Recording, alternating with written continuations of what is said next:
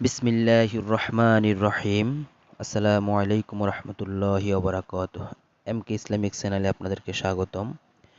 প্রিয় নবী রাসূলুল্লাহ সাল্লাল্লাহু আলাইহি সাল্লাম একটি হাদিসের আলোকে বাস্তব কিছু ভুল ভ্রান্তি তুলে ধরেছে, যা আমাদের মা বোনদের মধ্যে পাওয়া যায়।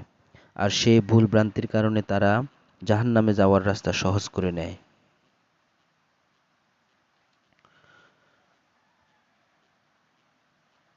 নবী করিম সাল্লাল্লাহু আলাইহি সাল্লাম ইরশাদ করেন, ৯৯ জন নারীর মধ্য থেকে একজন নারী জান্নাতে যাবে, আর বাকি সবাই জাহান্নামে যাবে।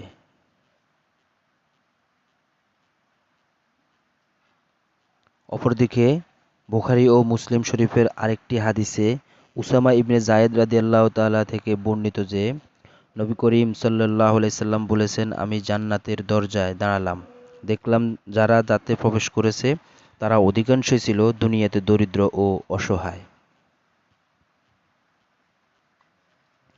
আর ধনী ও প্রভাবশালীদের আটকে দেওয়া হয়েছে, তবে তাদের মধ্যে যাদের জাহান্নামে যাওয়ার ফয়সালা হয়ে গেছে তাদের কথা আলাদা। আর আমি জাহান্নামে প্রবেশের দরজায় দাঁড়ালাম, দেখলাম যারা প্রবেশ করেছে তাদের অধিকাংশই নারী।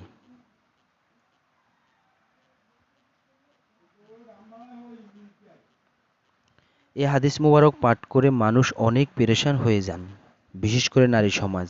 এটা যেহেতু নবী করিম সাল্লাল্লাহু আলাইহি সাল্লামের বাণী, তাই চিন্তা হওয়ার কথা এবং মনে প্রশ্ন জাগারই কথা যে নারীরা এত বেশি পরিমাণে কেন জাহান্নামে যাবে।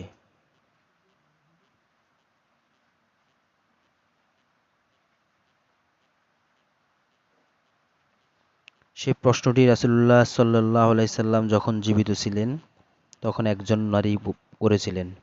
মুসলিম শরীফের হাদিসে আব্দুল্লাহ ইবনে ওমর রাদিয়াল্লাহু তাআলা থেকে বর্ণিত যে, রাসূলুল্লাহ সাল্লাল্লাহু আলাইহি সাল্লাম বলেছেন, হে নারীরা, তোমরা দান সদকা করো, বেশি বেশি করে আল্লাহর কাছে ক্ষমা প্রার্থনা করো, কেননা আমি জাহান্নামে তোমাদের অধিকারে দেখেছি। এ কথা শোনার পর উপস্থিত নারীদের মধ্যে থেকে একজন নারী, যার নাম ছিল জাজলা, সে প্রশ্ন করল, ইয়া রাসূলাল্লাহ, আমাদের এই অবস্থা কেন?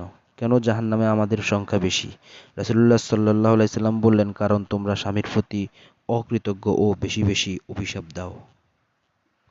দাম্পত্য জীবনে এমন অনেক নারীকে দেখা যায় যারা স্বামীর সামান্য একটু ভুল হলেই বিগত জীবনে স্বামীর সঙ্গে যে সুখের সংসার করেছে, ভালোবাসায় প্রতিটি মুহূর্ত কাটিয়েছে, তা বেমালুম হয়ে যায়।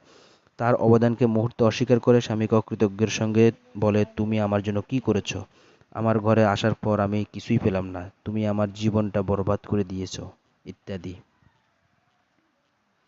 নারীরা সামান্য কারণেই আবেগী হয়ে যায়, তখন তারা হিতাহিত জ্ঞান হারিয়ে ফেলে। এজন্য রাসূলুল্লাহ সাল্লাল্লাহু আলাইহি সাল্লাম নারীদের সঙ্গে সর্বদা সৎ আচরণের কথা বলেছেন। তাদের সঙ্গে উত্তেজনা পরিহার করে নম্র ভাষায় কথা বলতে বলেছেন।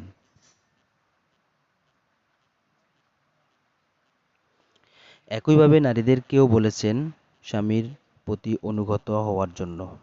নারীদের ছোট করা বা তাদের অবমূল্যায়ন করা তার উদ্দেশ্য নয়, বরং মা বোনদেরকে জাহান্নামের আগুন থেকে বাঁচানোর জন্যই তিনি এসব বলেছেন। চলুন তবে জেনে নেওয়া যাক নারীরা যে কারণগুলোর কারণে জাহান্নামে যাবে সে সম্পর্কে। ১ নাম্বার, নারীদের মধ্যে ফজরের নামাজ কাজা করাটা খুব বেশি দেখা যায়। এমনকি অনেক দিনদার নামাজি নারীরাও ফজরের নামাজ কাজা করে ফেলে। ২. বেশিরভাগ নারীরাই যাকাত দেওয়ার ব্যাপারে একেবারে উদাসীন। খবর নিয়ে দেখা যায় এক একজনের আলমারি ভর্তি স্বর্ণ এবং রূপার গয়না, আর যাকাত দিতে বললে তারা বলে, আমার কাছে নগদ টাকা নেই। হে বোন, জেনে রাখুন এই শখের গয়না আপনার জন্য কাল হয়ে দাঁড়াবে।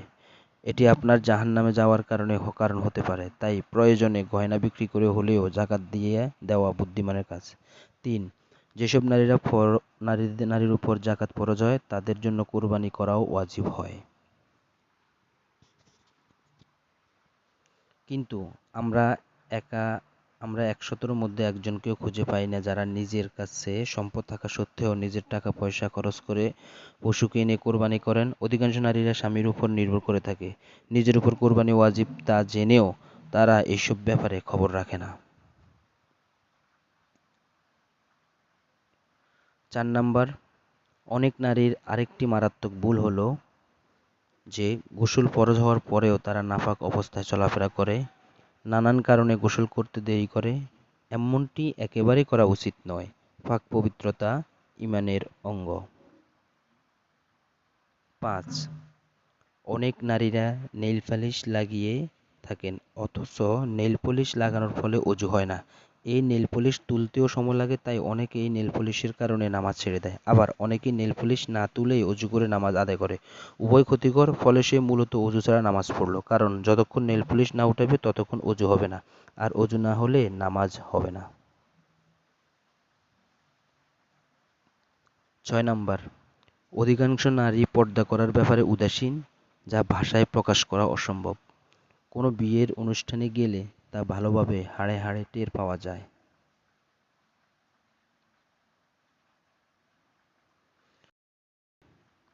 নবী করিম সাল্লাল্লাহু আলাইহি সাল্লাম ইরশাদ করেন, ৯৯ জন নারীর মধ্যে একজন নারী শুধু জান্নাতে যাবে আর বাকি সবাই জাহান্নামে যাবে। এই হাদিসের আলোকে যা আলোচনা করা হলো তা নারীদের জন্য খুবই জরুরি। আশা করি সব নারী উক্ত বিষয়গুলো গুরুত্বের সঙ্গে গ্রহণ করবেন। আল্লাহ আমাদের সৎ পথে চলার তৌফিক দান করুন। আমিন।